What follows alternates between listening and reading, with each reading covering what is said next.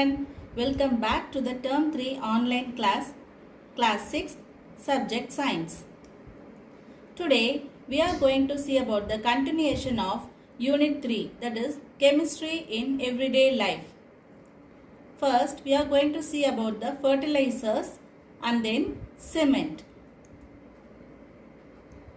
Apart from water, sunlight and air, certain nutrients are also needed for the growth of the plants. We know that plants get their nutrients from the soil. Among the various nutrients plants taken from the soil, three nutrients are very important.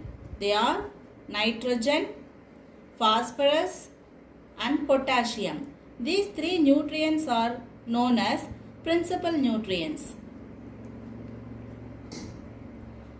So this tabular column shows you that the various crops needed how many amount of these principal nutrients. Rice, for the yield of 2240 hectare, it need 34 kilogram of nitrogen, 22 kilogram of phosphorus and 67 kilogram of potassium. For corn, 36 kilogram nitrogen, 20 kilogram phosphorus, 39 kilogram potassium. And for sugar cane, 90 kg of nitrogen, 17 kg of phosphorus, 202 kg of potassium it need. And groundnut, 78 kg nitrogen, 22 kg phosphorus and 45 kg potassium. Next we are going to see about the fertilizers. Fertilizers are organic or inorganic materials that we add to the soil to provide one or more nutrients to their soil. Fertilizers given to plants can be classified into two types. They are organic fertilizers and inorganic fertilizers. These are also some chemicals which we use for the plant's growth. First, we are going to see about the organic fertilizers. This is also known as manure. Manure is organic matter that is used as organic fertilizer in agriculture.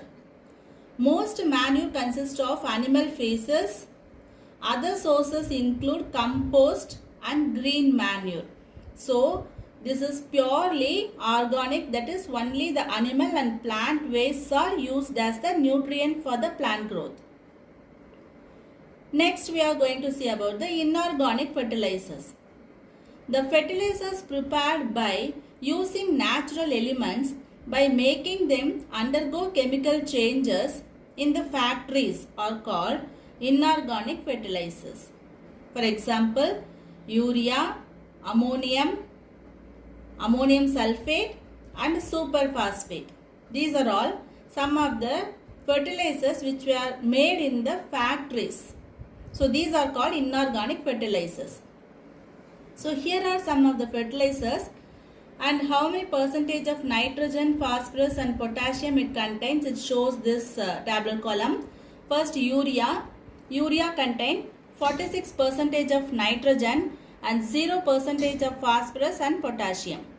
Superphosphate, it contains 8 to 9% of phosphorus and 0% of nitrogen and potassium.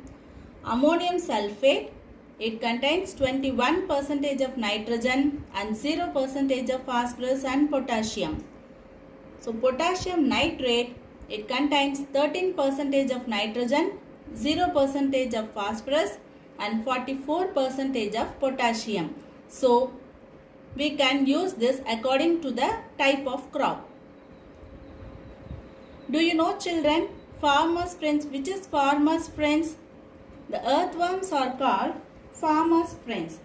Why we call that earthworms are farmers' friends? Earthworms take organic waste as food and produce compost castings.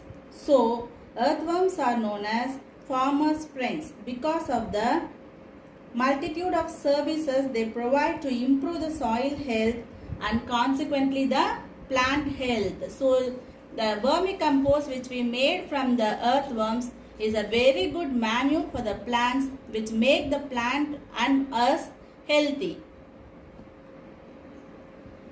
Next topic is cement. Cement is also very important ingredient which we use in our day-to-day life for constructing buildings, dams, bridges, etc. That is also a part of our chemicals.